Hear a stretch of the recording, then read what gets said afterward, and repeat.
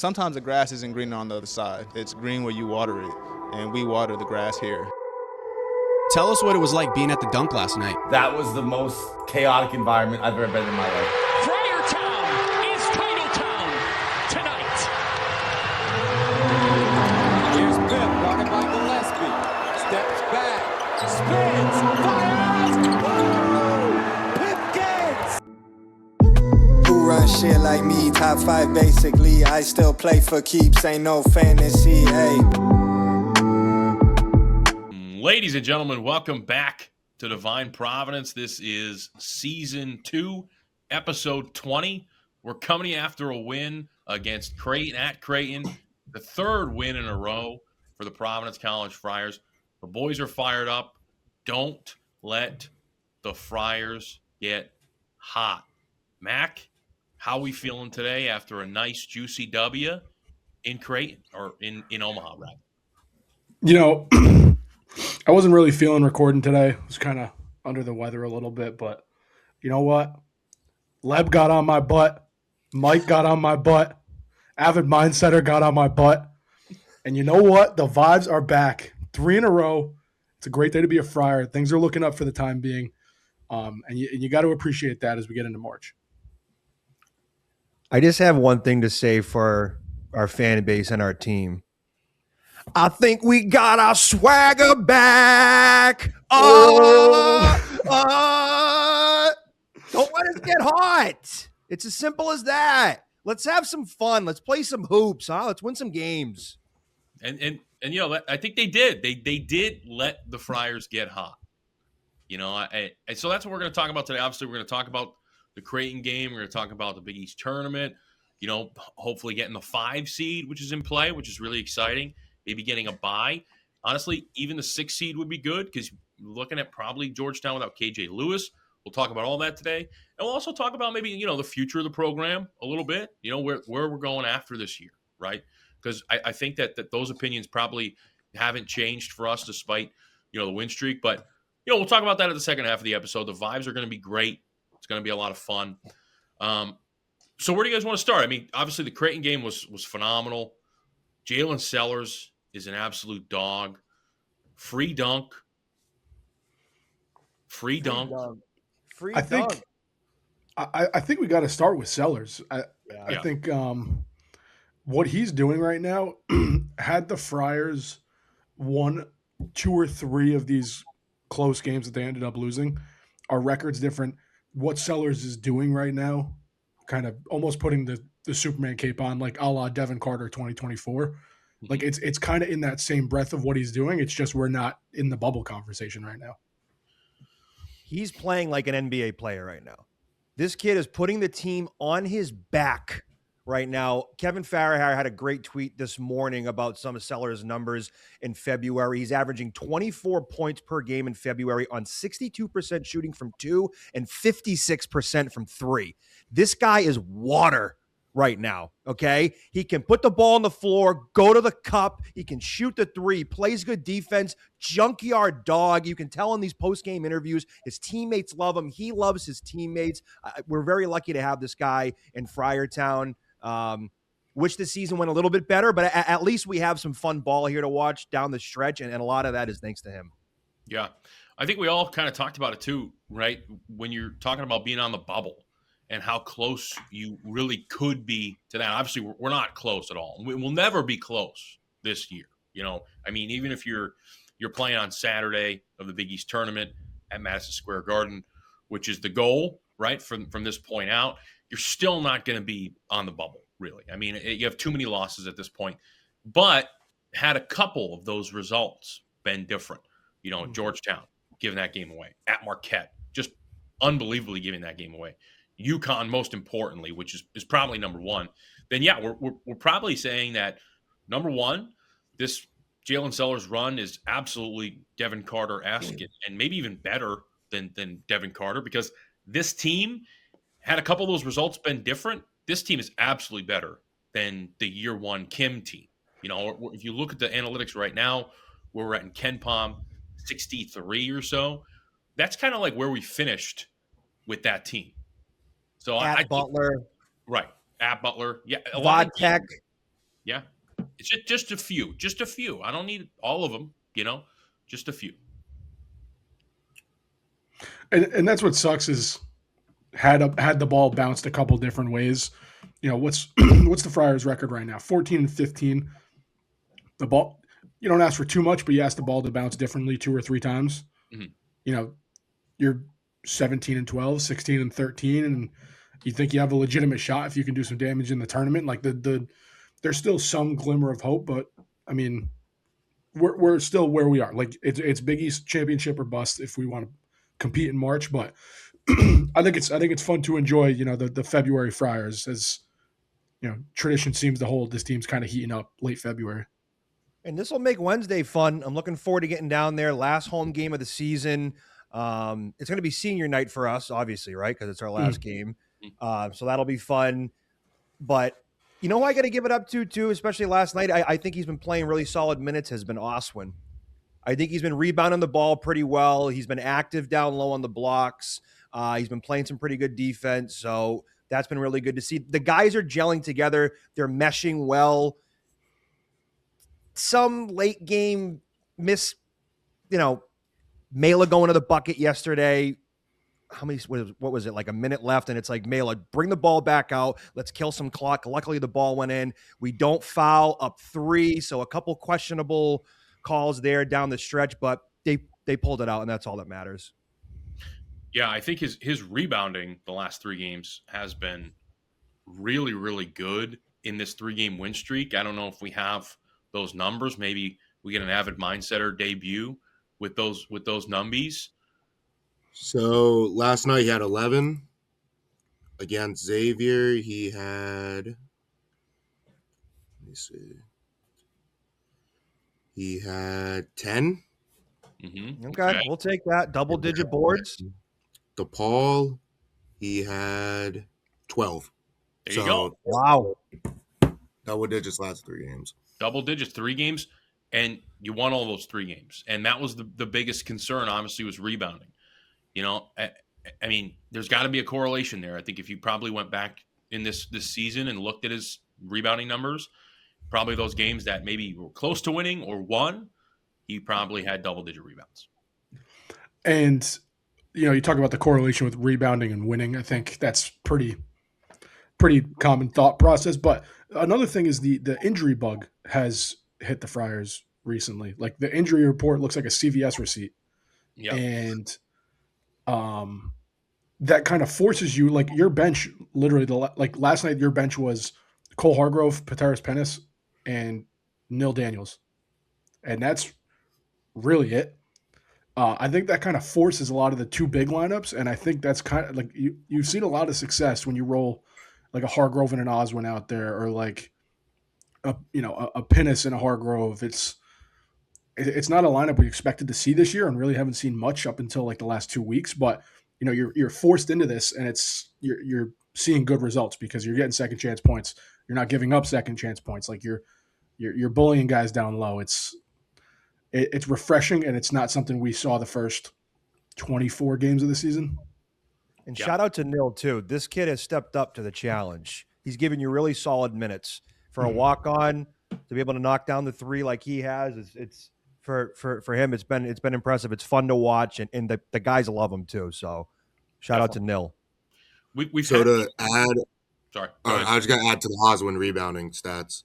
So when, like you said, like if we get blown out, it's probably because he's not grabbing rebounds. So against Florida, he had 1 rebound. Against Virginia Tech, he had 5.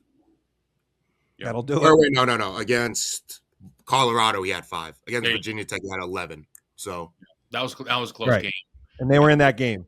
Right. Colorado was a shit show. Right. That was a disaster class. That game sucked. That was a disaster, and then you had at Xavier was a disaster. I don't know if you have the at Xavier numbers. My only memory from that game, that Xavier game, is Mike and I were sitting at JJ Foley's, and Mike is just having like a conniption. Mike's just middle of JJ Foley's, just fuck, man. That was me yesterday. Was it? He had 7 rebounds, but he only attempted 1 shot against Xavier. Yeah. Oswin's a major factor to this team. Huge.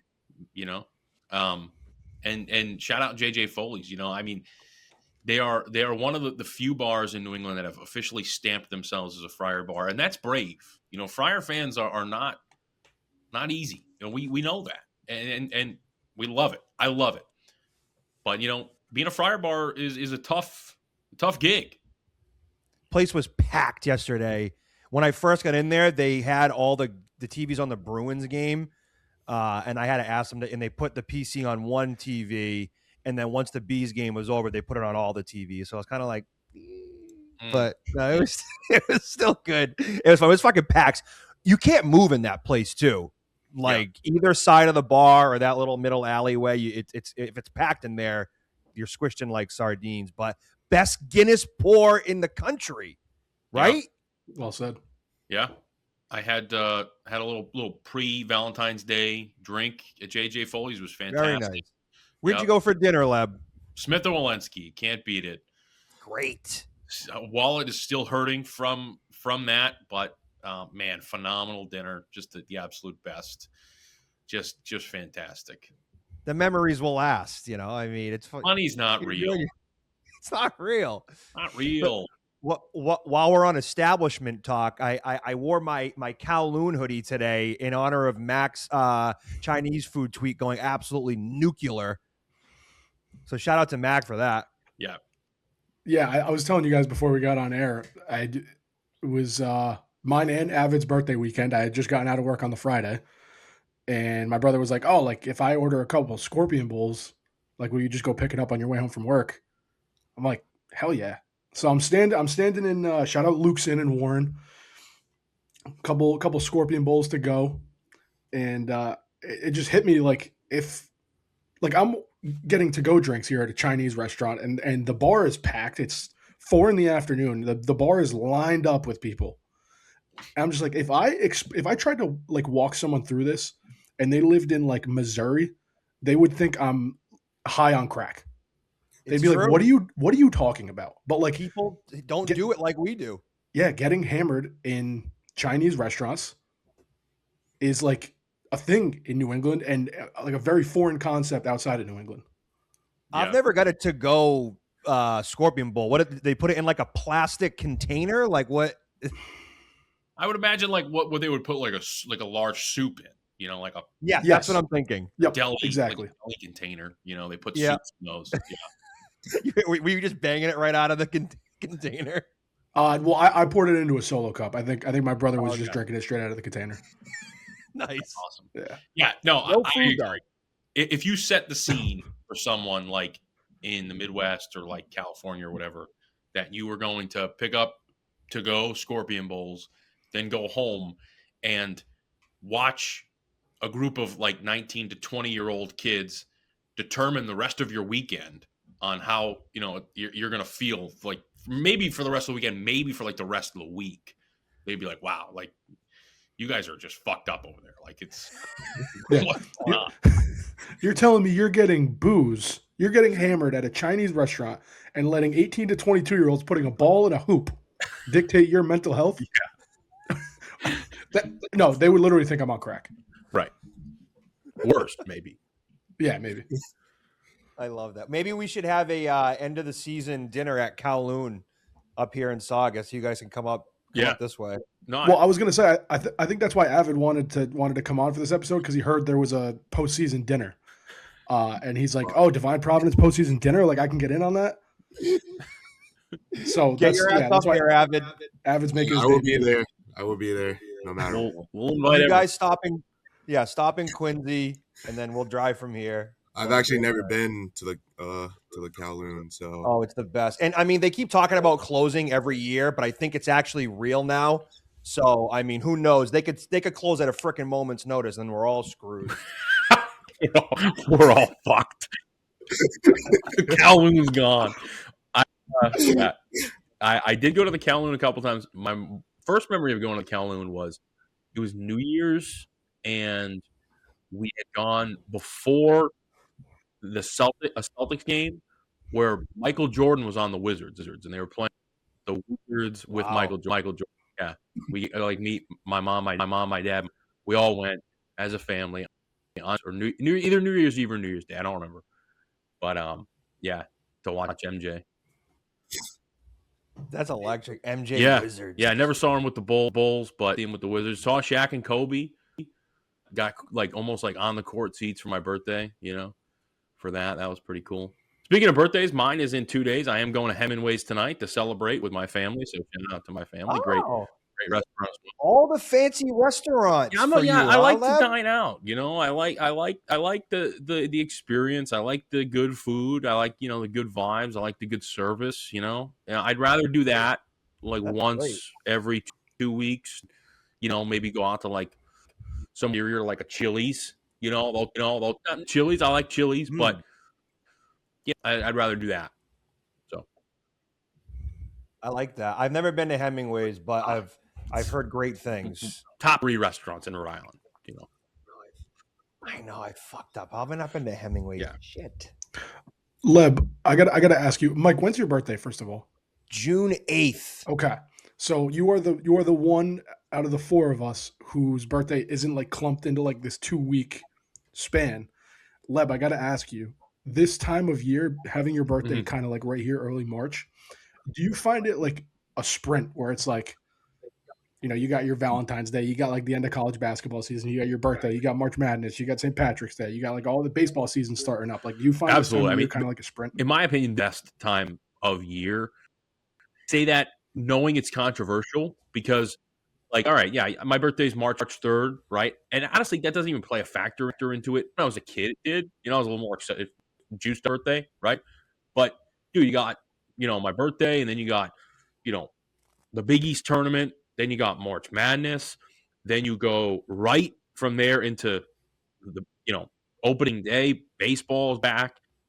It's truly, in my opinion, the best time of year because everything is just all your favorite stuff is kind of coming together at once, and then the weather is starting to break. So yeah. Also, we haven't recorded since the blizzard of 26, right?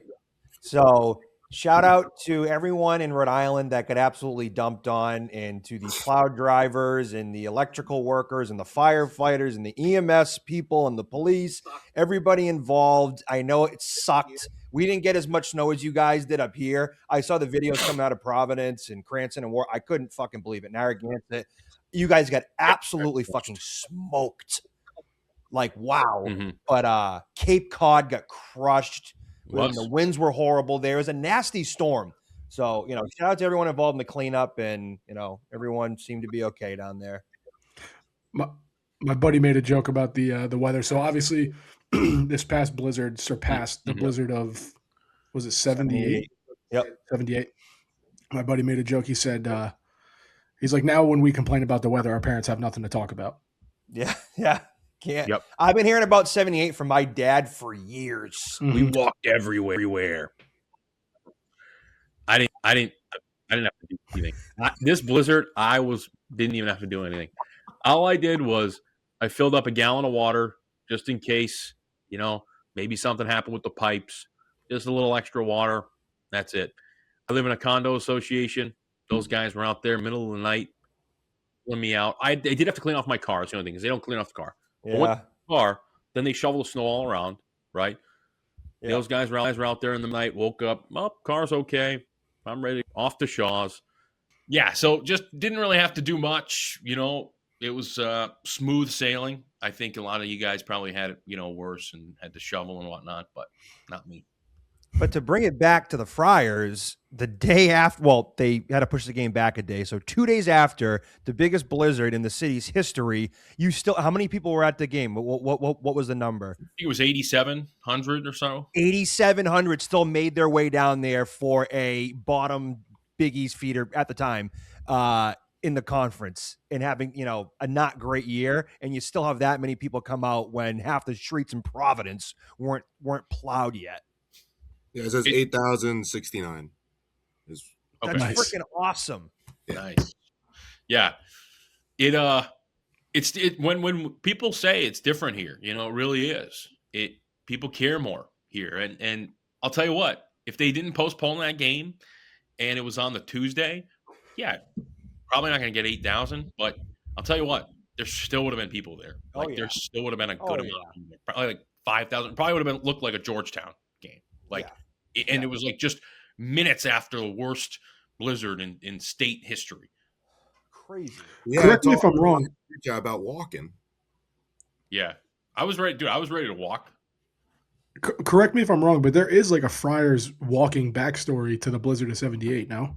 Right. Yeah, I think UNC was in town, right? Yep. Yeah, which is super cool. I mean, that's electric. That was the year before the Big East started. Yeah. Wow.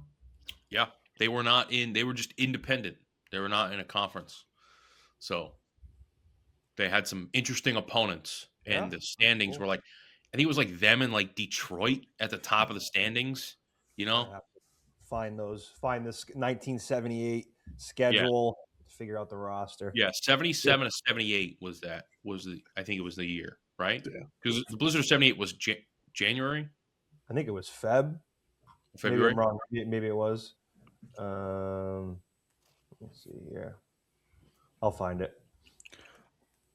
So I think, and someone can correct me on it. I don't know if you guys know. I don't know if someone listening knows the actual full backstory, but I think during the blizzard of '78, the roads were shut down. No one was allowed to drive at the time because the snow was so bad, but they still played the game.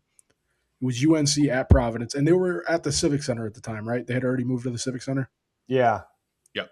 So at the Civic Center, I believe like students in like droves just like walked to the dunk during like the biggest blizzard in the history of Rhode Island. So that, I mean, cool story. I'm not really doing the story too much justice, I don't feel like, but if someone knows the full backstory, like it's a pretty cool story. I'm looking at their schedule right now, and it says, unless this is the season after they played them again, it says they played UNC in 1979. Oh, wait, no, okay, it must have been the year before that. Okay, here we go. They won by 2, it looks like. Yeah, February 12th, 1978. UNC was 7th in the country, and they won 61 to 59. Wow. Dave Gavitt was a hell of a coach. I don't even think that team was like that unbelievable. I don't really know anyone. So you had Soup Campbell, Dwight Williams, Bill Easton, Bob Misavovich, Rudy Williams, Paul Oristaglio, Dave Fry, Rich Hunger, Jerry Scott, Paul Alio, John Nolan, Pat Kehoe, Ernie Delgado, Mlalden Philippin, and Joe Mulaney. Was that Paul? Is it Paul? Is it Aiello? Yep, Aiello. Yeah, Aiello. Yep. You asked me who my deepest bag Friar was at the golf tournament, and that's who I said. Did you? Yep, Paul. That's Aiello. a deep bag Friar. I coached his son in rec basketball, and we used to talk some Friars. Yeah, he used to walk like up and down Smith Street, just dribbling like nonstop. Wow. Yeah, Paul Aiello. Shout out, Paul. Shout out, Paul. Yeah, yep. Soup Campbell was averaging 17 a game. Dwight Williams averaging 16 a game. Bill Easton 11. So that actually was a pretty good team. I didn't realize Campbell was on that team. Dom Coletta is a big Soup Campbell guy. Talked to him about him a couple times. But yeah, the blizzard of '78. You know, guys walking to the dunk. Like I said, it means more here. It's just different here. You know, you're not getting that in DC. You're not getting that in Philadelphia with the Villanova fans. And the Villanova fans, they pack that place. They're great, great program, great fan base. You're not getting that in Newark, New Jersey for Seton Hall. It's just different. It's more passion, more love for the team. And McDermott had comments last night, and he was saying how much he appreciates the Creighton fans last night. They still had, I think they had 14,000 there last night. And he's like, doesn't matter how bad this team is, they show up. Those are good fans, man. Creighton basketball fans, that's the real deal. They're some of the best fans in the country for sure. It must be nice to have a coach that isn't fighting a weird internal Instagram battle with the fan base. Crazy. Crazy. I do think, back to McDermott though,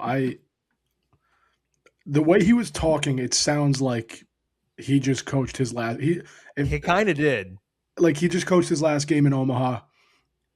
Like a lot more like gratitude, soaking in the moment. That's kind of what a lot of his clips that I've seen sound like. He was thanking the media. He's like, "Thank you so much for what you guys do." I'm like, the season's not over. Yeah, I think we've seen the last of Greg McDermott at what is it, the Shy Health Center? Yeah, the Shy. The Shy. Yeah, they had 17,000 there last night. Yeah, that's that game. Yeah, that's their capacity. They have that's an Their NBA arena. Their worst year since they joined the Big East, maybe. No, that's probably a stretch, but dude, but it's not. That's not crazy. It's probably close to it, you know. Yeah, like recent memory at least. I mean, to be honest, it seems like McDermott is maybe realizing that the NIL era isn't necessarily for him, so to speak. I think he is a culture builder, you know. I think he's more of a, you know, take a guy, hang your hat on him for 4 years.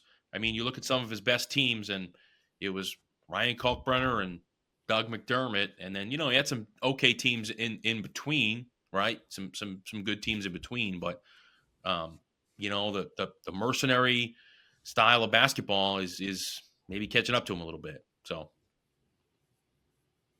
well said. So looking ahead, we talked about senior night. Marquette's coming to Providence Wednesday the 4th. Is that correct? Wednesday the 4th. Yeah. If this Friars team wins out, we kind of control our destiny here. I think you win out, you're guaranteed at very worst you're in the 8-9 game.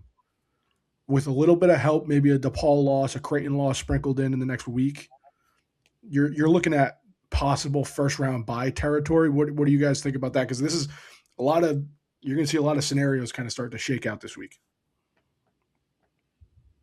Leb?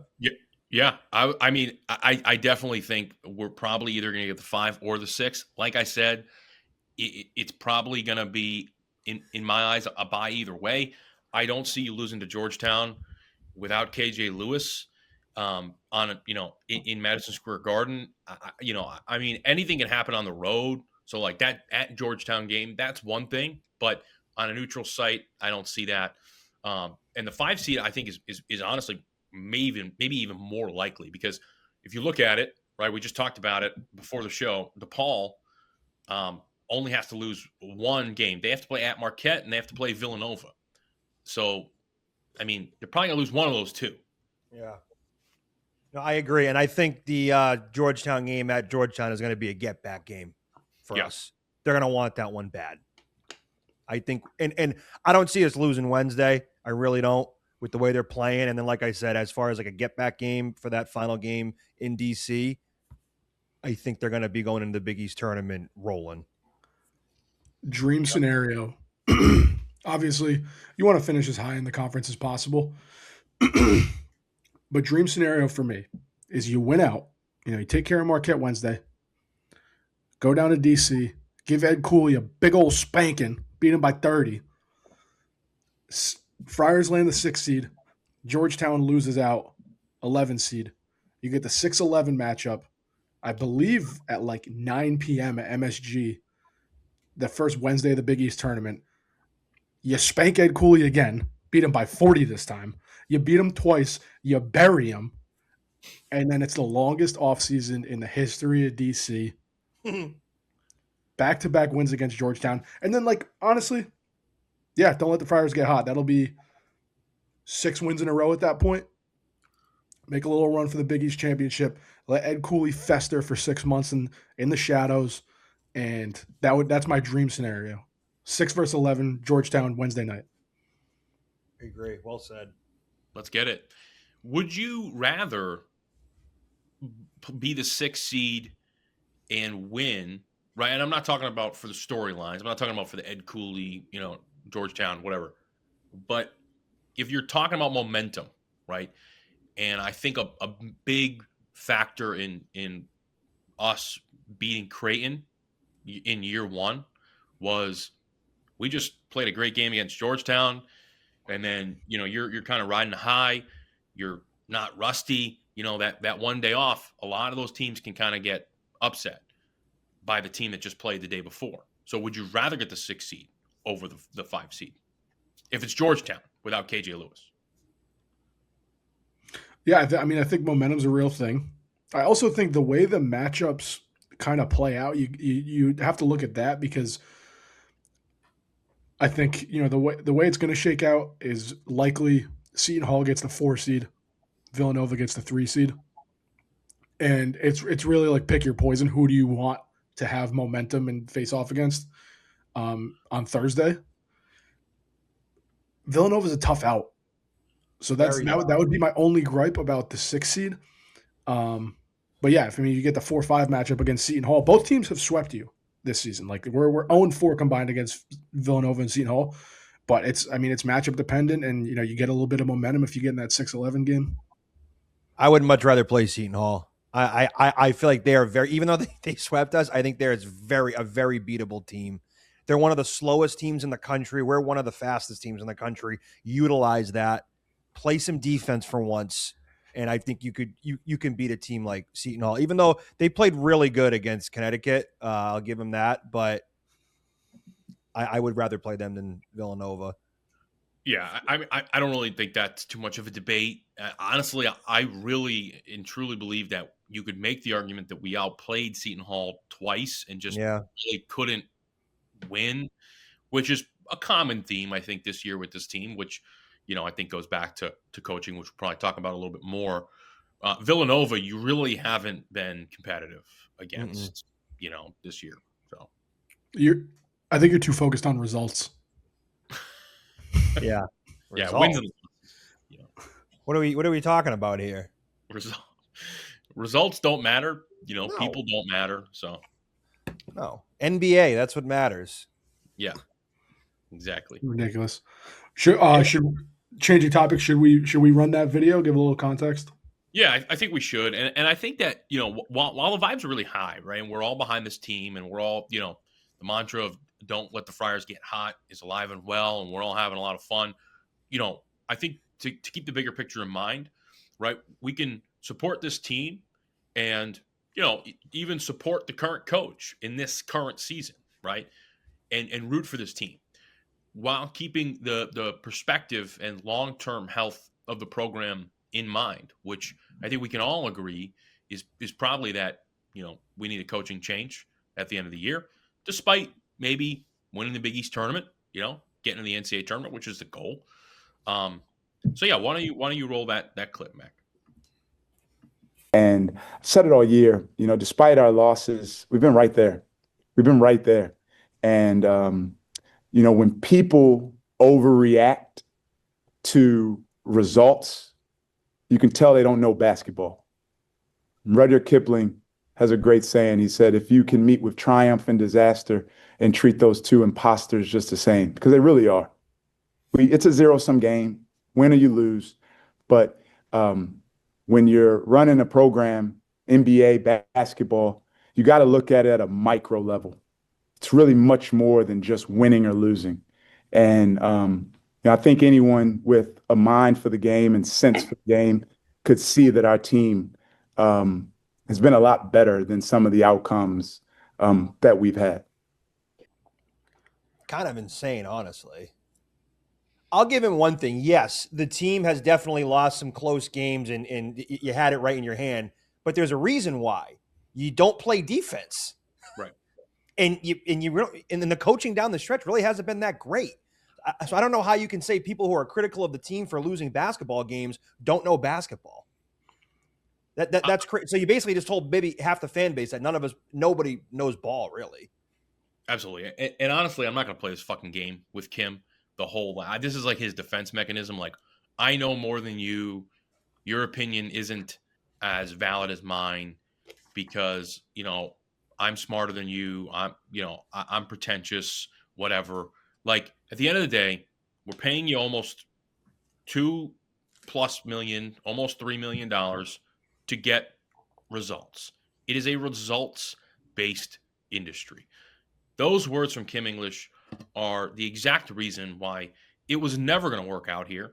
It's not a good fit because at the end of the day, we only care about wins and losses. We don't care how good the team looks or how, what our Ken Palm says. Like, yeah, these are all like factors that go into looking at the team as a whole. But if you don't have the first thing, which is wins, then the rest is completely irrelevant. So that's all I got to say about that. If results don't matter, I got to pick up the phone and start applying for some D1 coaching jobs because I'll gladly coach for, hundreds of thousands, if not millions of dollars, and just like put up piss poor results. If results don't matter, boys, I don't know if I can do this podcast anymore. I got a team to coach. Go do your thing. You know what I mean? Get after So, like, I just think that's ridiculous to say. And Mike, I think you kind of brushed on it. There are so many games this season that came down to the last second, and you want the ball to bounce a different way. And like we said, the record is completely different. This could be like a 19-12 ball club, 19-10 ball club right now. Had the ball bounce a couple different ways. And we've talked about it on this show a bunch of times. A lot of these games come down to coaching. Go back to Marquette where Kim waves off Corey Floyd and says, "No, you know what? Throw you to the wolves. You go do it yourself. Go get a game-winning bucket. We don't need to call a timeout. We don't need to draw up a play." Or how about when we were up 11 with 3 minutes to go against UConn, and UConn's making a charge all the way back? Probably could use a timeout there. Maybe tell the guys to slow it down, kill a little more clock. How about last night? Lead with 3 minutes. What's that? How about last night? Last night, almost throwing the game away. Like you want to shout the accomplishments, right? But you almost threw a game away last night. And yes, we're happy about the winning streak. We are rooting for the Friars. We are Friar fans. But a lot of these things boil down to coaching. It's not just we're looking at the loss column. It's how do we get to this point? You could throw a blindfold on, pick a random coach in Division I. I like our odds against Marquette. And it's nothing against Kim as a person. We've rung the bell for weeks, if not months now. Kim's just not the guy. Kim is not the guy, and that's okay. And we can still root for the Friars. And why are we bringing NBA basketball into this? I know you want to get the guys ready for the NBA, but like if that's all you came here to do, this isn't the place for you. Exactly. We're not just like a stepping stone to maybe we'll develop this guy and he'll go into the NBA and it'll look good on me. I don't give a shit. I really don't. We want to win basketball games. That's why 8,000 people come in a freaking historic blizzard. Okay, it's not rocket science here. And not to mention, there's only 3 teams in this conference with a winning record. Right. I don't remember the last time the Big East was this bad. And you can't be in the top half. I mean, you might end up here if you win the last 2, but like you're scratching and clawing just to get up there here in a down year in the Big East. What are you hanging your hat on? Get out of here with that, man. Come on. Yeah, this is, and then you add in the Orioles element to it, right? And he's kind of fighting this mythical, non-existent battle on Instagram with his subtleties and whatnot, and that's all fine. Like at the end of the day, if that's how he copes, if that's whatever, if that makes him feel better, like it's been a tough year. He's probably a lame duck, and he's probably on his way out, and whatever. Like I don't really read into the Orioles thing too much, but at the end of the day, like there's a reason why the Orioles are actually the laughing stock of Major League Baseball, and when they finish in like second place or first place, it's a miracle, as opposed to the Red Sox, the Yankees, where the Red Sox have 9 championships, Yankees have 27. There's a fundamental difference, right? If you want to be that guy, if you want to have that fan base, then this just isn't the right place for you. Go coach somewhere else that feels that way toward their team.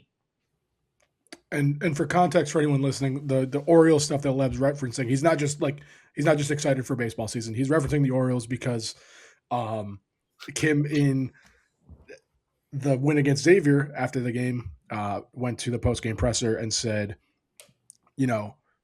along the lines of, I'm a huge Orioles fan. I've loved the Orioles my whole life. Not once have I ever said anything bad about the team. Okay, cool, man. Good to you. But then to go and say, I wish our guys felt the same from the fans.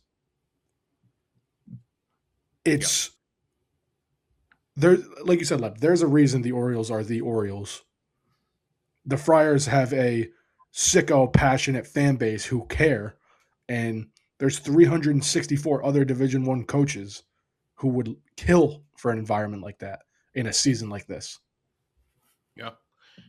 It might be the only place in the entire country where you can get 8,000 people in a historic blizzard in a bottom of the barrel Big East game, like Mike said at the time, right? And get 8,000 plus people to the arena. I mean, it might be the only place in the entire country. Like that's truly remarkable. But none of those fans know basketball though, because they're not happy with losing. So because of that, no ball knowers here. None. And also, here's the thing.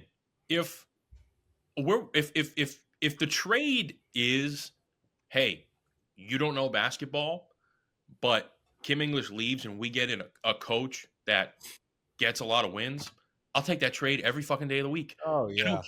I don't care about being a ball knower. I don't care about knowing basketball. All I care about is those 13 guys that I root for and that I pretty much have revolved like all my personal life around.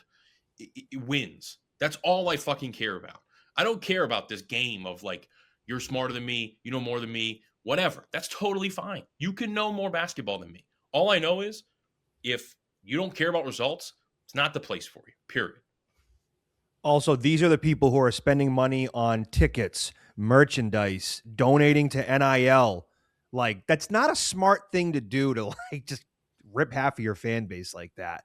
Like, yeah. I mean, unless he's just like, fuck it, like it just doesn't matter anymore because I'm gone.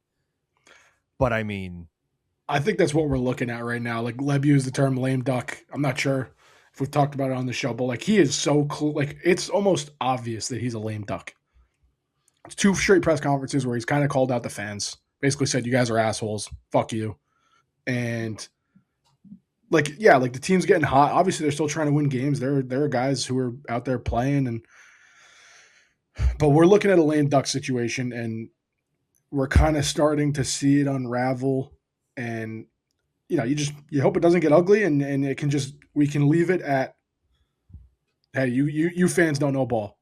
We can just leave it at that. But it is so clearly a lame duck situation, and you just hope it doesn't escalate too much in the next 2 weeks. And he's doing it after wins. Like, right? Like, not just the most obvious sign that it's like that kind of situation, because we should be talking about, we're on a win streak. We're on a podcast right now talking about how he's calling out the fans after we won.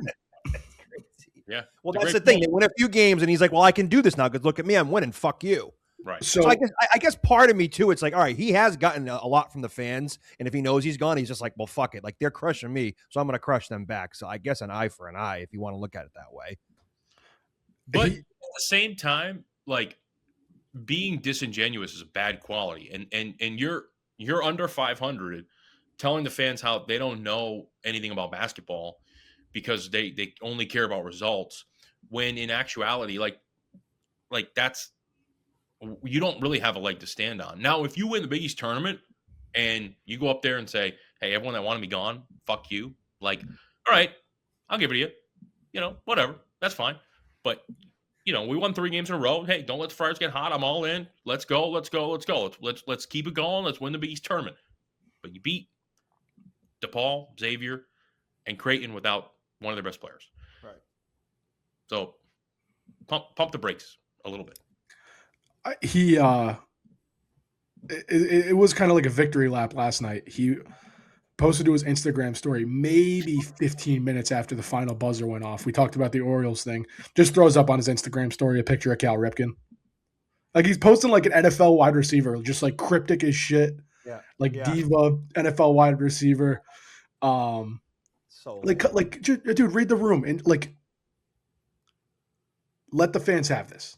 We're on a 3-game win streak. You got a little momentum. You know, you're 2 hours from the clock hitting March, and it's just like, you know what? Fuck you. Yeah. Right. Wes Miller is a great example. Wes Miller loses, right? He goes to the fans and the donors, the ones that are like in the little club down there, kind of like we have the Champions Club, and he's like, you guys deserve better. I understand the job. You guys, you have every right to be upset at me, whatever.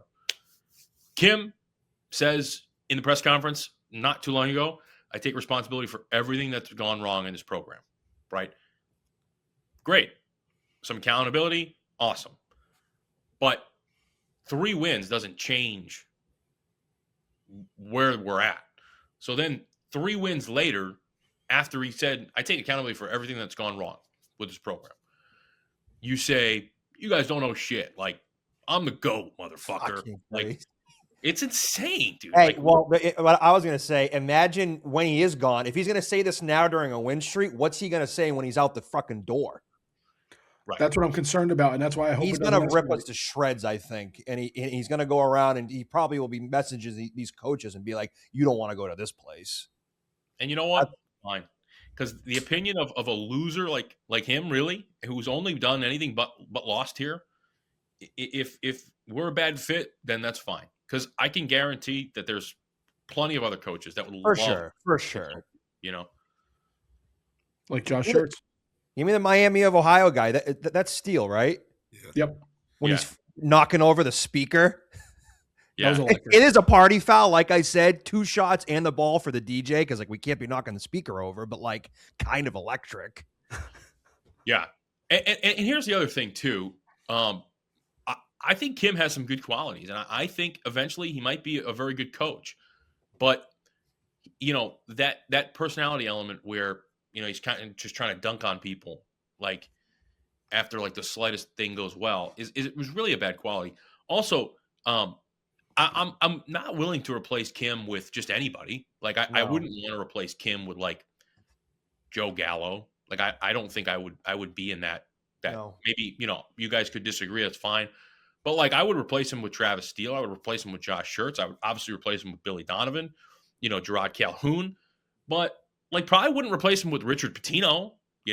Probably wouldn't replace him with a lot of guys. So I think the right fit has to be out there. I'm not on board for year 4 Kim, but I still think the right fit has to be out there. It all comes down to the replacement. I am a little off topic, but I am starting to turn the corner on Joe Gallo a little bit. The more digging I do, I know Merrimack's a huge jump, but right, you mentioned a guy like Richard Pitino, who we have seen not perform at the high major level, and obviously he's in year 1 at Xavier, so we'll kind of negate that. But there's something to be said about these coaches coming from high majors, low majors, and it's can you be a good coach? You're innocent until proven guilty. Until you give me a reason to believe you can't coach at the high major level. I've seen it with Richard. I could probably list off a couple. Even Travis Steele, maybe. You could almost make the argument for Travis Steele. But Gallo, it's almost Pandora's box. Again, a little risky, kind of like a hire like Kim, but innocent until proven guilty. Yeah, I hear what you're saying, but at the same time, Joe Gallo, is it worth paying $10 million to get out of Kim English to replace him with, a Merrimack coach? I'm not 100% convinced of that. I think Joe Gallo would be a good hire had say Kim leaves. Say we win the Big East tournament and maybe we make a run in the NCAA tournament. Maybe we get to the Sweet 16. And maybe Kim says, you know what? This place isn't the right fit for me.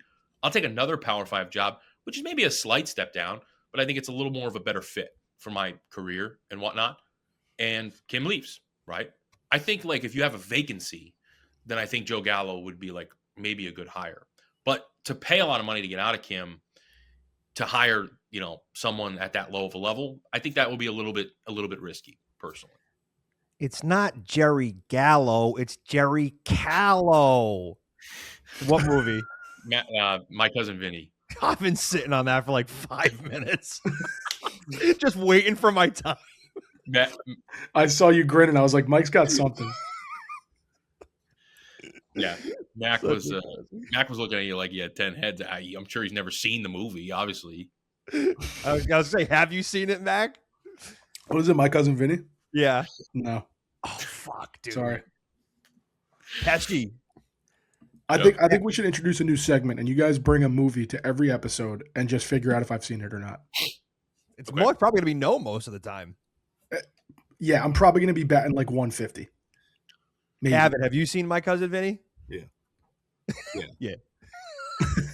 Nah, I'm a big movie guy. So Hell yeah. Yeah, I've seen it. Yeah. Well, you can't see him on the pod, but I can see him. Is that a Star Wars poster back there? Yeah, I was talking about it before. A little Revenge of the Sithy. Very nice. Yep. Now those are movies I've seen. I want to get ahead of that one. I've never seen the Star Wars movies. Yeah. Big Star Wars guy. Yeah. I love Star Wars. That was the end of Revenge of the Sith was Adam Zagoria with Clyde Hopkins, where it's Anakin turns into Darth Vader and he's like, "Where's Padme? Is she safe?" That was Adam Zagoria with Clyde Hopkins. Like, where's Clyde Hopkins? Is he okay? I've never seen the Star Wars movies. I was never a Star Wars guy. Wow. They're great, man. They're awesome. I love Star Wars. It's not me. Yeah, it's okay. It seems great. Yeah. I mean, like some people just don't like the sci-fi or like the nerdier stuff. Like, I don't know. Like, there's some stuff where I don't like, but at the end of the day, like I could never get into Marvel. Like that wasn't really my. I never watch any Marvel either. I do like Star Wars. I do like a little Harry P. A little Lord of the Rings. Like I like that shit. Like that's all cool. Big Harry P guy. Yeah, I'm a big Harry P guy. That one just hit. I was like, "Whoa." Harry P. That's good. I only seen the first Harry P. Yeah, I mean, you never forget your first. Yeah. Never forget that first Harry P.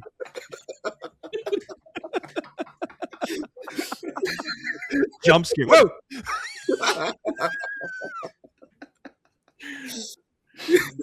Speaking of that, everyone's getting on each other's butts at Madison Square Garden in 2 weeks. Yeah. Hey, watch your butts. I'm all over that, Mac.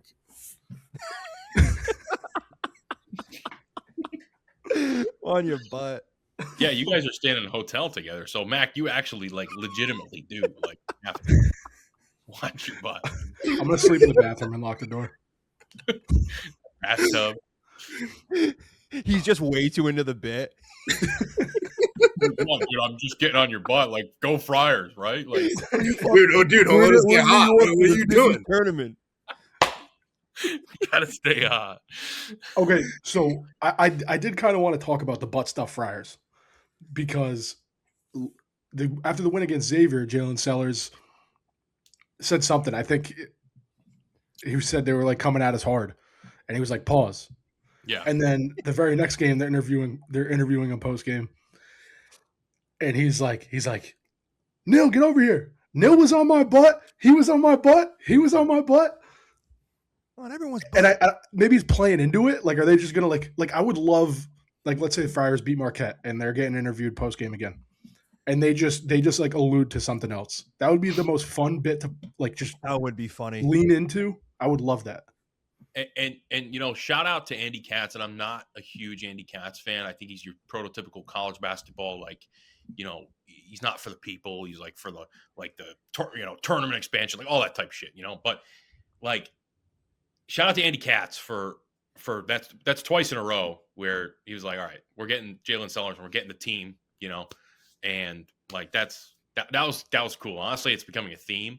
And if they make a run in the Big East tournament, that interview with Jaylin Sellers after every game with the team behind him, and like Jason Edwards kind of right there, like being his like, like little fucking bobblehead, like pump up guy. That's right. That's right. Yeah. They're just they are funny. They're a funny group. Like, they are. But see, because it's like this has been a fucked up season because like you've seen these guys like at their lowest and they're just like you can tell these poor guys were just like fuck man, like we can't catch a break. Finally seeing them to start winning some games and their real true personalities come out and they're having fun together and they're being a collective unit. And Edwards is on Instagram Live in the locker room after they're going fucking crazy. Everyone's yelling free dunk. That's going to be a whole thing. Like. A lot of good guys on this team, man. It sucks that the season's gone the way it has. But I have one take though. I have a take, and some people may disagree. I know a lot of Friar friends will actually disagree with this, and some people may agree. But 5 wins in a row from this point on. And this would, if they get those 5 wins, this would go down as one of the most special and fun Friars seasons when you look back on it. And it sucks because it's impossible to see now. You know, so many people are probably listening to me say this and just shaking their head and be like, no, fuck this team, you know, fuck this coach, whatever. And I get it. But if they rattle off these next 5 wins and you make the NCAA tournament with a Big East championship and you probably beat St. John's in the Garden or UConn in the Garden or one of those two, you're going to look back on this in 5-10 years and we might be good.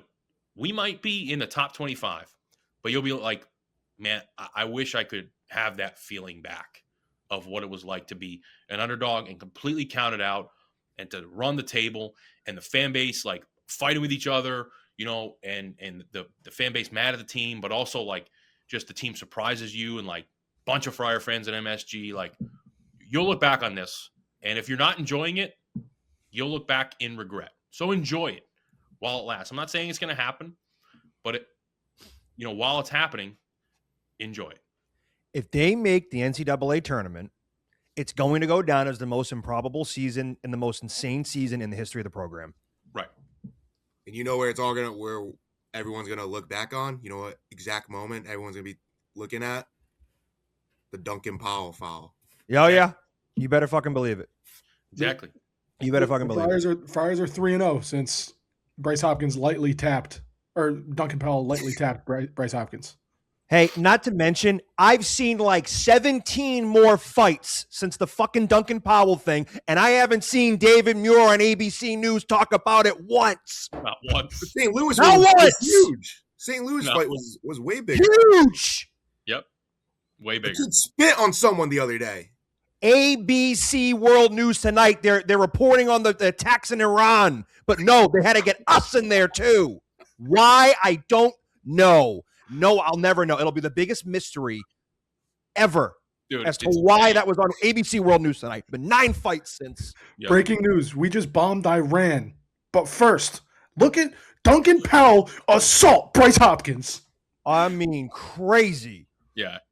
The U.S. stages a massive airstrike in Iran to distract people from the Epstein files while, but the real story is Duncan Powell finally returns after his 3-game suspension. 100%. Like, what are we doing? Did he go to St. John's or something, David Muir? Like, what? No, he went to Georgetown. Oh, there you go. Yeah. There you go. Yes. It all makes sense now. Right. He couldn't wait. He couldn't wait. Fucking crazy. It's all going to pick back up Wednesday, too, when people inevitably give Duncan Powell a standing ovation Wednesday night. Oh, yeah. Look at these fans. Can you believe them? Can you believe these fans giving him? Yeah, no, I can, because we fucking love Duncan Powell. I'll be standing. The tone setter. Free I'll dunk. be standing. Yeah. No, but great point by Avin, right? That foul will go down as, but like when you're watching the we call it the championship DVD, right? But it's not a real DVD anymore. That's long gone. It's, when you're watching the YouTube dramatized season recap of the 2025-2026 Friars after we make a run to the Final Four, like that will be the moment. Like just like in 2004 when Veritek and A-Rod fought and Bill Miller put one in the bullpen and they walked him off in late July, and that team never looked back after that point. They were like maybe like 50 and like 49 or something like that at that point. Never looked back after that point. Best team in baseball from that point. This team from that point may do it. Where were you when the energy shifted? It could be like a genuine turning point. You know what else I love, Leb? You mentioned, going a 5-game winning streak and you're in the tournament. What I think is awesome about college basketball is there's like 350 teams right now where it's like if you just win, you have to win X amount of games in a row and you're national champs. Like we are having one of the worst seasons we've ever seen. And you go on an 11-game heater right here you're national champs. Like the delusional hope is still alive. We're talking about winning the Natty. No, but like I think it's awesome that the delusion is still alive, and the Final Four is in like a month. Hey, why not us? Why not us? There's no reason not to, and that's really the craziest thing, because when you actually look at this team, it's the one team that could do it. Like in bad Friars years, I've always been like, man, it'd be awesome to have a Big East tournament run, you know? Like last year, like I was like, hey, like anything can happen, right? It's a Big East tournament. But deep down, like Wesley Cardette and Ryan Mila as your two scoring options you're not going to win the Big East tournament. But Jameer Jones and Jaylin Sellers and Jason Edwards, you actually legitimately might. Yeah, Big East tournament. Yes, I thought you meant going on a run in March, just because, like, I'm not talking about that. With this defense, like, say they went up against like Arizona with the defense that we play, I think they would run us out of the fucking building. No. They can't, this team cannot win a national championship. This team cannot really. I mean, anyone could get to the second weekend at the end of the day. If Ed Cooley can do it with Noah Horkler, then literally anyone can. So at the end of the day, like. You can get to the second weekend, but you can't win a national championship. And that's going back to the Kim stuff again. It's like he's shitting on the fence. It's like, dude, when it's all said and done, this is going to go down as one of the worst defensive teams in program history. Correct. It's like, what leg do you have to stand on? Yeah. And he's saying we don't know ball. And meanwhile, Curry Hicks Sage, he was saying, say what you want about the PCBC, but they have already become the greatest search season sleuth I've encountered in my 5 years of obsessively chronicling this stuff. They're connecting dots at an extremely high level. Yeah. Tonight, 10 p.m. Well, I don't know when we're going to be. Oh yeah, tonight I hope to help guide them home. Join us. I don't know what is he doing. He's doing a Spaces. Yeah, so Divine Friars, who is not Divine Providence, okay, not Divine Providence. If you are an administrator for an athletic program in the Northeast, please understand the difference. He is hosting a space with Curry Hicks, and I will be joining them. Just because Friar fans get as many Friar fans as possible. And yeah, we'll be talking about the search season. So we're all on search season. For me, it's Shirts season, right? Because at the end of the day, Josh Shirts is the only guy I want. Billy Donovan, obviously not really a possibility. So yeah. Why not? Yeah. Why not? Well, you would have to get fired like now. He's got to exactly. That's exactly it. Because he's got to be fired like mid-March. They're playing pretty bad. I don't see why they wouldn't. Yeah, would they lose 11 in a row? They're on 11 game losing streak right now. I mean, get them out of there, guys. Chicago, fire them. Max said 11 games. That's all you got to do. If the Bulls can lose 11 games, we can win 11 games. Well said. Yeah, fine. Yeah, I'm back on board, Natty. Let's go. Also, did you see the video of Sellers hitting his head off like the Coke machine in the locker room? Yeah. Why? It's awesome. Literally Camp Scattaboo. Yeah. Oh man. No, I'm all in. If this team does win the Big East tournament, though, like I said, just a fun group that was kind of down and out, and to come back after a fight like that and run the table, be fucking unbelievable. Getting off of PC for a second, I just wanted to talk quickly about Miami of Ohio, who's undefeated, and you got people like Bruce Pearl saying if they don't win their conference tournament, they shouldn't be in the NCAA tournament. What the fuck are you talking about, dude? I saw someone point out his son is literally on the bubble. His son in the school he just retired from is on the bubble. So like, yeah, no shit, dude. Like, obviously that's what you're gonna think.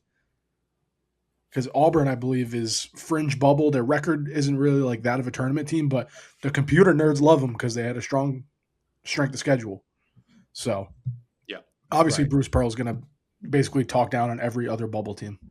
Still speaking about other teams, did you guys watch the St. Mary's Gonzaga game last night? I'm so mad I missed it because it was the last. Holy shit, it was electric. This kid Lewis for fucking St. Mary's was water. He pulled up from wherever. Bap. And they won the fucking conference last night, beating Gonzaga at St. Mary's. It was awesome. The WCC is interesting this year. They're looking at possibly 3 bids. Santa Clara is potentially an at-large team. I wanted to throw another name in the ring for search season. Santa Clara head coach Herb Sendek. Mm-hmm. I forget exactly why he came up the other day. Well, he's coached the Friars before, so okay. Was he? He was an assistant. Yeah. Yeah. Was it? Yeah, I was saying that name sounds familiar. Patino? I don't know. No. Way after Patino. Okay. Regardless. Actually, no, maybe not.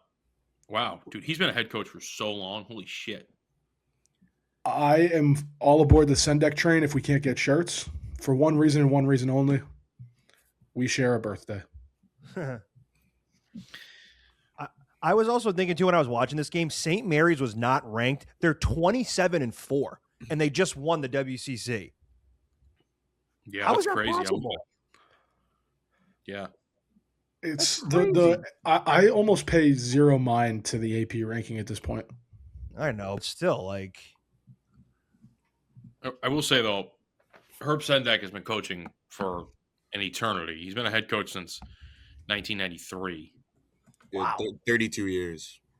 32 years. He's made 3, 4, 5, 6, 7. He's made 8 NCAA tournaments, which isn't unbelievably bad, but 32 years, 8 NCAA tournaments. Not really the best. He coached at NC State. That's a phenomenal program to have success at. You know, he wasn't bad. He was a little over 5. He was 191 and 132 at NC State. Yeah. He did make 5 tournaments in a row there. But Arizona State, he only made 2 tournaments. He was there for a while. Hasn't made the tournament at Santa Clara, but that kind of makes sense. That's a really tough school to get a bid at, you know. Yeah, I'm looking at the full league, and it is very, very weak league. But yeah, but besides Gonzaga, St. Mary's, Santa Clara, it's a hard drop off from there. Mm.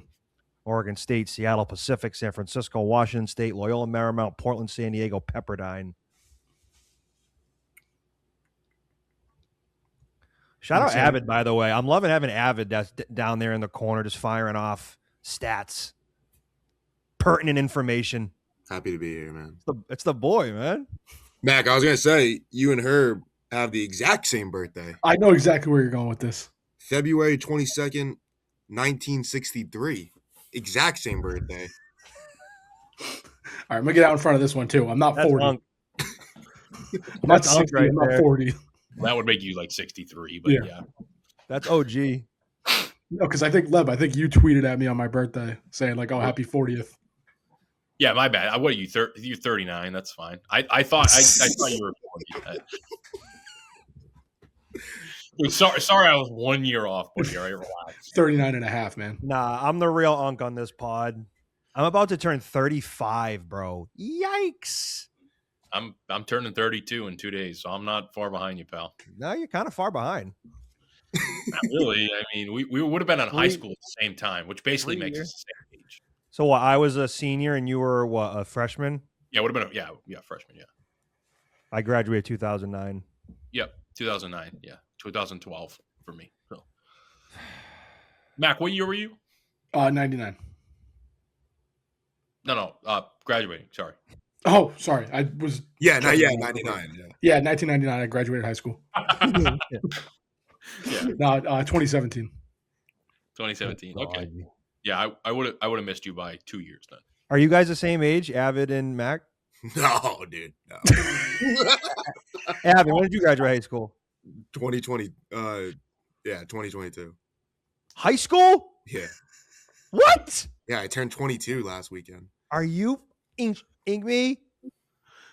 God damn, you're young as fuck, dude. Yeah. Good for you. Yeah, thanks, man. Thanks. Fuck. How'd you guys meet? Just from Twitter? Pretty much, yeah. Well, actually, I'll tell you exactly how we met. So me and Mac got courtside seats to the Hampton game last year. And, And so me and Mac sat on the floor. It was me, Mac, and then Lumpy Dumper was next to Mac, and it was a nice time. It was a great game. Some alley-oops, a lot of fun. Blowout. Friars got the dub, and then Avid had come up to us after the game and was like, "Yo, like, what's up, Lev and Mac? Big fan." I was like, "Oh, what's up, man?" Like, he was like, "I'm on Twitter." I was like, "Oh, what's your thing?" He's like, "I'm Avid Mindsetter." I was like, "Oh, dude, nice to meet you." I was like, "Dude, you're a really funny account." I was like, I like what you post and whatnot. And he was like, "Yeah, I'm a big fan of the pod." And Mac was like, "Oh yeah, my Uber's here. My bad." Dude, it was the most insane big league mogging of all time I've ever seen. You finessed his ass. Big the fuck out of me, dude. Dude, it was crazy. It was extremely unintentional. Now you're setting up meet and greets at Moonshine for me. Like, yeah, I'm Avid's agent. I set up Moonshine meet and greets. I think you guys are both each other's agents at this point. Yeah, for sure. Yeah, for sure. Look how far we've come. Yeah, now we're staying in a hotel in a couple weeks with each other. Nice. What's the thing? Who would have thought? Not me. Not me. Look at us. Yeah. Yeah, that was a fun game, fun time. Mac mogged Avid, Also, so like people come up to us all the time. They're like, "Oh, love the show," and it makes me feel awesome. So, just wanted to say that I appreciate all the support. People tell us that. I will say the lesson learned from that encounter from my first ever encounter with Avid, I make it a point to never unintentionally mog anyone when they come up and like say like, "Oh, like, hey man, like, love the pod. What's up, Mac?" Like literally we'll always like, if you see us, come say what's up, because I will never do anyone as poorly as I did Avid. Unintentionally, I might add, ever again. That was a lesson learned that day. And we get better and we move. It's happened a couple of times when we're out together. Like, kids come up to us and they say they like the pod and stuff. And you. Oh, I thought you meant like me mogging them, because I was like, that's not true. They come up and you don't mog them. Like, yeah, exactly. Like how you mogged me. Like that kid that came up to me and he thought I was Moneyline Mac. Comes up to me, he goes, "Hey, Moneyline Mac, dude, I love the pod." I'm like, "What? What are you talking about?" He's like, "No, you're like Moneyline Mac, right?" I go, "Dude, no." He goes, "Dude, and that's like Avid over there." And he points at you. I'm like, "Dude, you got this like all messed up, bro." And he's never seen you before either, so that's no. I guess people. This is just a common theme in this fan base. People just don't, read on Twitter like who, what, like, if it starts with a D, then I guess it's all divine providence, which is interesting. I do want to give a shout out to the Boone Street Market bartender, who is a massive Friar fan. He recognized me and did buy me one beer. I had one beer yesterday. It was nice. One Bud Light. He did buy me one beer, and he's a big Friar fan. It's funny though, going to Boone Street Market, which is seconds from URI, and the URI was playing, and they had URI. There was like it was like a wall of TVs, and they had URI on one little TV in the top right corner, and they had the UConn Seton Hall game on the big TV with the volume. So I found that funny.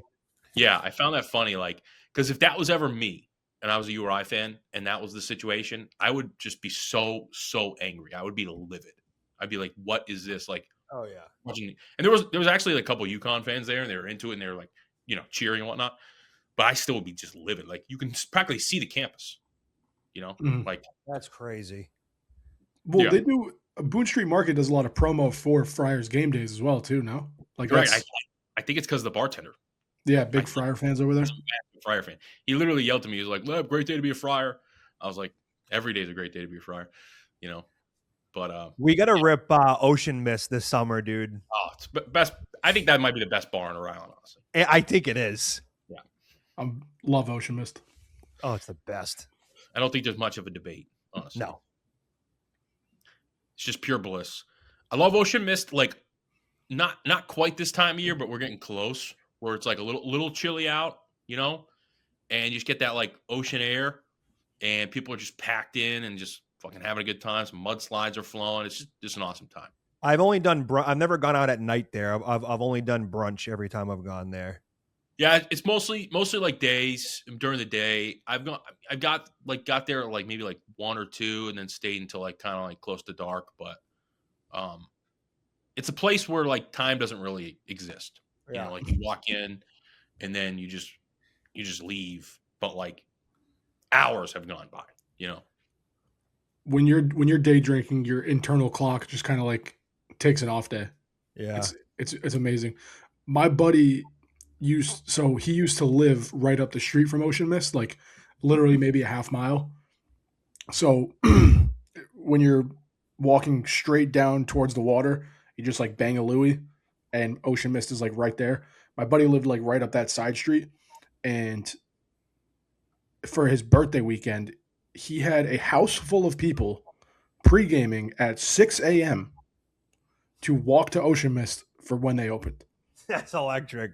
That was like one of my few times going to Ocean Mist, but great time over there. I love that. Oh, it's the best. They probably got slammed by the storm. Oh, yeah. Right on the water. For sure. Oh, yeah. Absolutely. There'll probably still be snow over there until freaking June. Yeah, that's tough. I used to work over there. No, you didn't. No, no, I did. Well, whatever. You worked at Ocean Mist? No, I used kind of down over there. I used to work at Champlin's. Type shit. Oh shit. I love Champlin's, actually. Shout out Champlin's. I've never been there. It's phenomenal. It's really good. What is really it? good. It's a basically like a clam shack, but Okay. like it's got like upper deck, and you can watch the boats, come into Galilee. Okay. Rock Island Peace. Is it better than Iggy's? Yes, Iggy's is.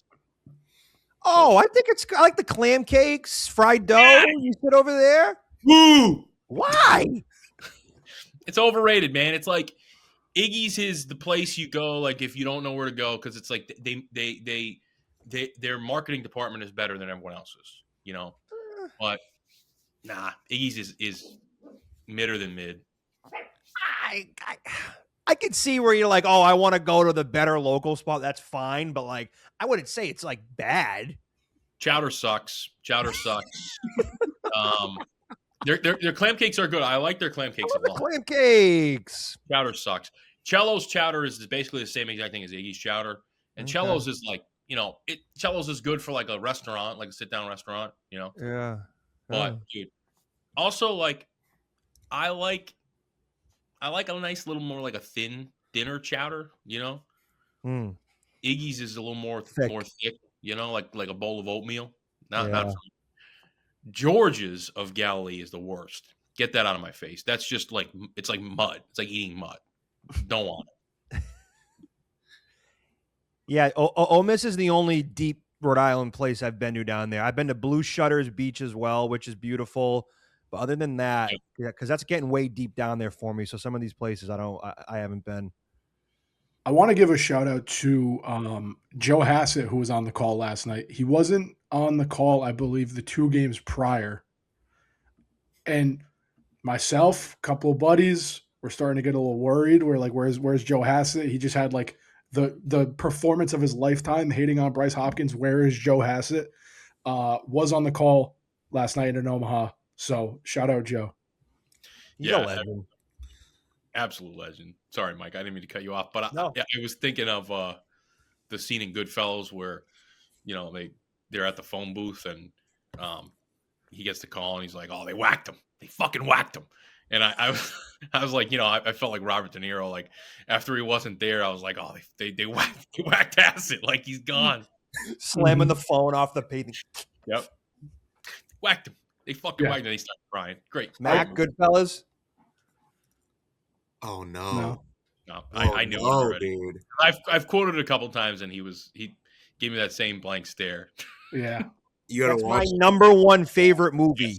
That's number one, maybe number Mac. 2. I think you could flip a coin, that and Departed for me, because just like the Boston theme maybe pushes Departed sometimes, depending on how I'm feeling. But yeah, Goodfellas is just insane. You're gonna absolutely love it. I can't. I just want to watch you watching it. You should just live stream yourself. I know. Okay. I did it with my girlfriend. We watched Goodfellas not too long ago, and the whole time I was just looking at her, and she was like, "All right, yeah, this movie does kind of fuck. Like, I'll be really good." And she's been every movie I show her, she's like, "All right, yeah, that was really good." She's just never watched movies, just like Mac, just never really was a thing. I'll have to, over the off season, I'll have to, put in the time, grind some movies, and I'll come back with my honest reviews 30 years after the movie comes out, and maybe we can get some good content on the pod out of that. Yep, we're gonna need that. But no, I really thought Clyde Hopkins put in a call for Joe Hassett. Yeah, I was concerned. Yeah, I was. So I did actually reach out to Austin Rook, who shout out to Austin. He was on the call with his dad, John, as a color commentator. Color commentator. His dad obviously was doing play-by-play, which he does obviously a phenomenal job. I worked with Austin at the Providence Bruins. He was the play-by-play for the Providence Bruins for a while, and he did a phenomenal job. So a really special moment, father and son in the same booth. It was awesome. But I did, after that game, I reached out. I was like, hey, like, did they, like, what happened to Joe? Like, is he? And he did confirm he was actually just on vacation. So okay, yeah, cool. Just a regular vacation. Interesting. Joe, hope you enjoyed your vacation. Go Friars. You're a legend. Lucky to have him in Friartown. Mm-hmm. Also, keeping it on here with the school overall, shout out to the PC men's hockey team for the first time in program history. They are outright Hockey East regular season champs after beating UNH 3-2 last night. So shout out to Friar Puck. Shout out. Awesome. Absolutely love it. We got a lot of Friar fans that are big time fans of the hockey program. Obviously, like I hope they do well. But yeah, it's I'm a PC basketball fan first. So, but yeah, really exciting stuff. I'll definitely support. I tried to hop on that bandwagon Friday night. They lost 1-0. I think I might be banned from Snyder. I get some bad news for Clint Levensburner. I will be back in the building on Saturday. I got someone texting me they had a ticket, so hopefully they don't lose, because then people are gonna come for me, especially if people are doxing my seat again in my comment section. So forget you're almost booed out of Schneider Arena, buddy. Yeah, no, for sure. So word on the street is Avid showed up to Schneider Friday night because he thought that Maggie was going to be participating in the wiener dog race at the hockey game. Thank you for bringing that up. I really appreciate it, because I'm furious that we never got a call for this. And I understand I'm a basketball guy. Like, I don't really have any ties to the hockey program, but you would think that like my wiener dog would get a call for the wiener dog race at the PC hockey. You would think, right? At least, like, I'm not saying she's the most popular wiener dog in Friartown, but I think she's like top 5, right? I can't name another wiener dog in Friartown. Me neither, but I'm just not trying to be humble. I'm just trying to I'm not assuming that she's the most, but at least top 5, you would think. So I'm hoping they brought in the wiener dogs and it was like a company or something, like, because if we didn't get a call, I will feel a little personally offended, and so will Maggie, obviously. Shout out Maggie. She's a great dog, man. She's the best pet I've ever owned. She's a phenomenal dog. The most famous ween in the state of Rhode Island. Yeah. Yep. That's great. So some exciting stuff coming up. We got Marquette senior night, which is awesome. I think we'll all be in attendance for that. Mike's making the trip down. Mac, obviously, I don't know if they'll have to bribe you with courtside seats again to get you to come out. Avid, you'll probably be in attendance, I think. I'll be there. Yep. This is just a bit I do with Mac because one time he wasn't sure if he was going to the game, and as one of the co-creators of a very popular Friars podcast, there's really not many excuses. And he wasn't sure because of the snow, but he didn't really elaborate on that. So he was just like, I don't know if I'm going to go. But it was mostly because of the snow. And I kind of just ran with it a little bit. And I just kind of been busting his balls about it ever since. So, yeah. Must be nice down there. What's that? Must be nice down there sitting on the wood every other game. Yeah, these guys, I've only got on the wood once, and that's totally fine. Like, I'm not complaining at all. So, Dave, if you're listening, like, I don't expect anything.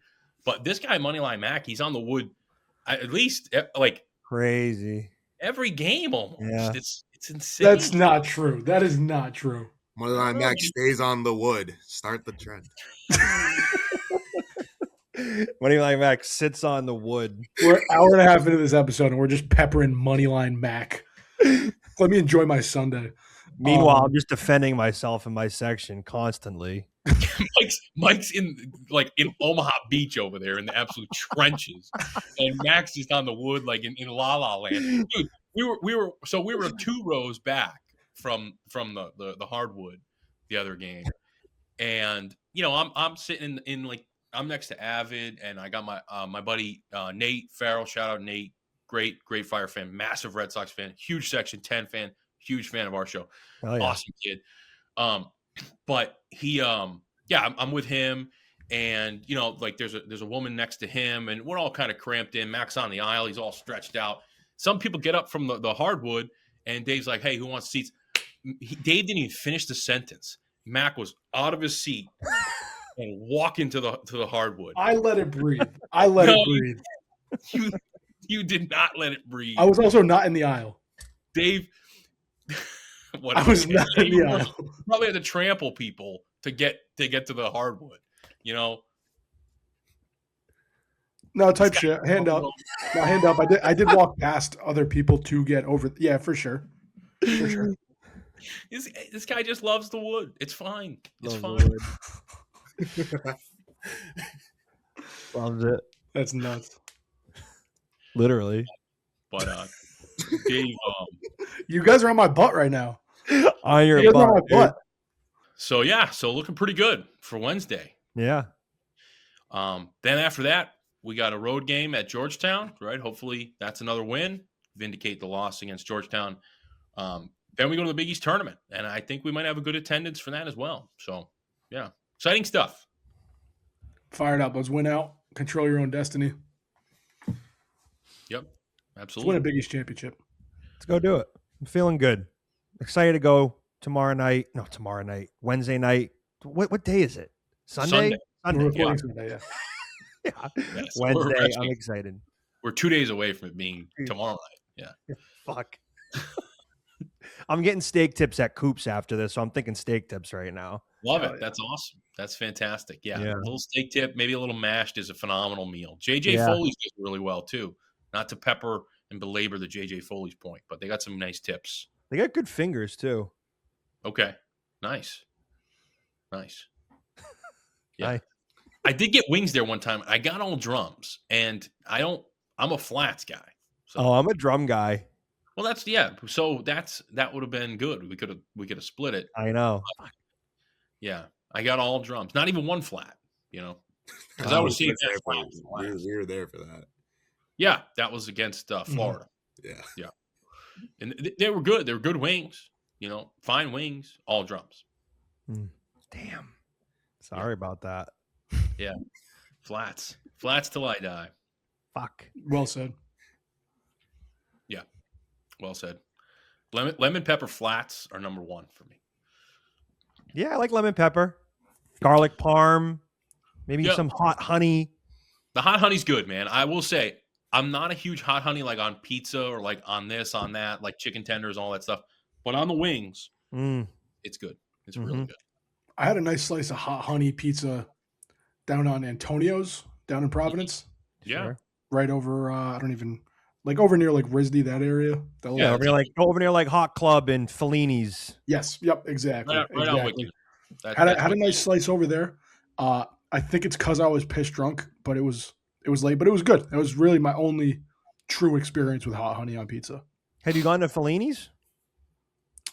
I haven't gone in, but I've had it.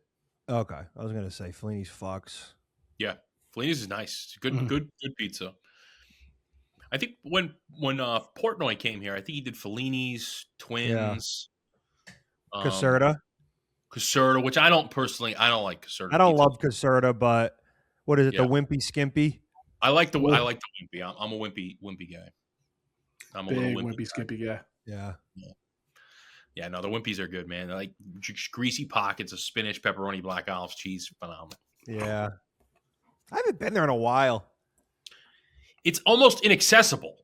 It's in a weird spot. It's funky. Yeah. Ooh, Jared's gonna kill me. You have the valet, but it's inaccessible.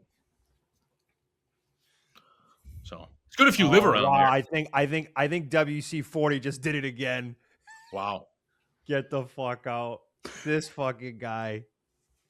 Mike, I want to get confirmation on this right now.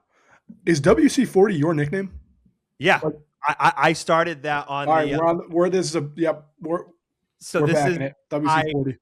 So we're thinking about for Sully's, which we do merch for Section 10. They're also gonna do a Divine Providence shirt, so stand by.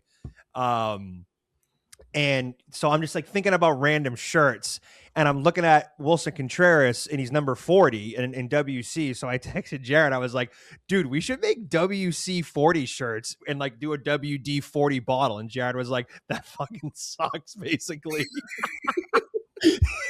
And I just kept pushing it. And then I said it on the bonus pod the other day. And Jared was like, you know what? I love the fact that he won't stop. I want to get behind this thing right now. That's and awesome. He hits a home run, his first home run, in the fucking MLB account types WC-40 goes deep. He just sprayed that ball. And I'm like, oh, this thing just took off. And my notifications were going crazy with WC-40. Dude, that's incredible. So now we're going to have to make the shirt. Yeah. So let me know when that drops, because I will definitely buy one. And here's the thing. I love that guy, man. And honestly, him, Duran, and Wilyer Abreu, yes, we don't have a 40 home run threat, but we might have 3 guys that end up messing around and hitting like 28. Three jacks for Duran, all of them over 400 feet. Dude, Duran might fuck around and have an MVP season. He had a lefty bomb the other day, didn't he? For sale. Oh, yeah. He fucking pissed on this thing too. Yeah. WC-40. Listen, I hope everyone listening bought their Mike Eamon stock. You got MLB's official Twitter account tweeting his nicknames. I couldn't believe it when I saw it. I was like, whoa! I was like, holy shit! And we didn't even post a clip about it. It was just in the bonus pod, deep in like towards the end. I feel like the MLB admin is very plugged into Red Sox Twitter, because they've done this a couple times with some Red Sox stuff. And I think they've done this with a couple Section 10 things. Yeah. No, I think the kid who does it is a big Section 10 fan. Yeah. Yeah. So that's awesome. That's incredible. Gotta fire off a tweet here. Shout out Mike, man. That's what I call motion type shit. Just wait till we have a good team. The nicknames that we're going to be ripping off on this show are going to be immaculate. The creativity is through the roof. Imagine MSG Bree played. I know. After that St. John's game, and the Friars team was actually good. Like that's a rallying cry. Crypto Crease. That could have been real. Crypto Crease. The worst Friar of all time. Dude. Now, shout out Tommy Gufano, who has still not sold his creased coin. Yeah. Still bought in on Crypto Creased. That's like he's holding it like with diamond hands, like that was like, what do they have? Like Dogecoin back in the day, or like bro, I swear it's gonna pop. Yeah, it's still gonna pop. Dude, it's crazy because we've come up with some banger nicknames, and since this pod has been out, we've covered a 12-win team and a 14-win team currently, and we've still had some banger nicknames. Like, imagine when we're like a 22-win team, like a 23-win team, like it's just gonna be popping off like crazy. Mm-hmm. Fired up. What will you get Will someone get? Because I can't get a tattoo. But will someone get a "Don't let the Friars get hot" tattoo if we win the Big East tournament? Maybe just small, like tiny, somewhere hidden. DL. If Mac DL, gets me, if I get, so we have the joke. I've been hanging out with like the Irish guys, so maybe if we're still in New York and I'm a little buckled, maybe Mac could talk me into it. Okay. All right. If we win that game, yeah. All right. I think my parents would kill me if I come home with a tattoo and I'm like, oh yeah, Moneyline Mac was Does anybody have a tattoo here? Yeah, I got a Red Sox tattoo on my Oh, thigh. fuck And yeah. I got a on my fantasy football. Led Zeppelin's on my shoulder blade, which is my fantasy football team name. That's fire. And it's in the Led Zeppelin like font, which is pretty fun. I have a smiley face stick and poke like right above my kneecap. I got it when I was pissed drunk at a bonfire one time. That's the only thing I have is like left kneecap, pissed drunk at a bonfire. Some girl had like a stick and poke kit. I was gonna say you got a tattoo at a bonfire. I didn't know what a stick and poke was. Oh, it's like homemade like DIY tattoo basically. Ow. Yeah, no, it wasn't fun. I was also, like I said, hammered, so my blood was thin, and I was just like gushing blood around a bonfire. It was. Oof. I was also told it would go away in like 2 years. That was 2021, so more than 2 years. So you were trying to get with this girl, then. Let's be honest. No, that's my friend's cousin. No. What was that mean? What the friend's cousin, dude. No, I wouldn't do that. No, but I was gonna say tattoo on bonfire. Sounds like some 1800s like shit. Yeah, it was basically like a blood pact. Nice. Like how in Yellowstone they like take them out to the woods and brand them. Yeah. Type shit. Yeah, I don't understand that show. Why are you killing someone when you fire them? Yeah, that's take him to the train station. Train station. Like, this guy's not any good at ranching. Like, let's kill him. What? Wait, we might have had. I might have tweeted about this. I said I would do everything in my power to get you to do your Beth Dutton impression on this show, and I don't know if you've done it yet. Yeah, I think you got a wicked funny Beth Dutton impression. Yeah, I got to go back in the lab and work on. I got to go back in the lab and watch some videos there. Okay. I want to be a little better. Yeah, I just that show rubs me the wrong way. It's just not good. See, I'm a big fan of it, but I also don't like a lot of things. Just sell the steaks, sell the meat, sell the eggs. That's it. That's all you got to do. Just do your ranching. That's fine. Why are you bombing people? Like, there's been like 2 homicides in the history of Montana, like ever. There's like 10 in each episode. I don't think so. Wrong. Anyways, I think it's time to wrap up. No, for sure. Good app. Yeah, great episode. Great app. We're back on track. Next episode, we're going to probably preview the Big East tournament. Then we're going to win the Big East tournament. And then we're in off-season portal mode, March Madness time. We're hitting a stride again. Duncan Powell changed the energy for the team. Duncan Powell changed the energy for this program. When I say this program, I mean the show. Let's go. Let's find a groove now. It was a good episode. Free dunk, senior night. Going to be a lot of fun. Dunk. Free dunk at the dunk. Yes. Ooh. Free dunk shirts with the K instead of the C would be pretty cool. In the Dunkin' Donuts colors. Yeah, that'd be sick. Or yeah, keep the C but in the Dunkin' colors. And they give everyone, if they win, free dunks. Yeah. And you give everyone a $5 card on the way out. Yeah, that'd be sick, man. That'd be fantastic. Free dunks. All right. Well, go Friars. Shout out to Avid for his first appearance. Great job. Good stuff. Good stuff, Avid. Thanks, guys. All right. Go Friars. Go Friars. Go Friars.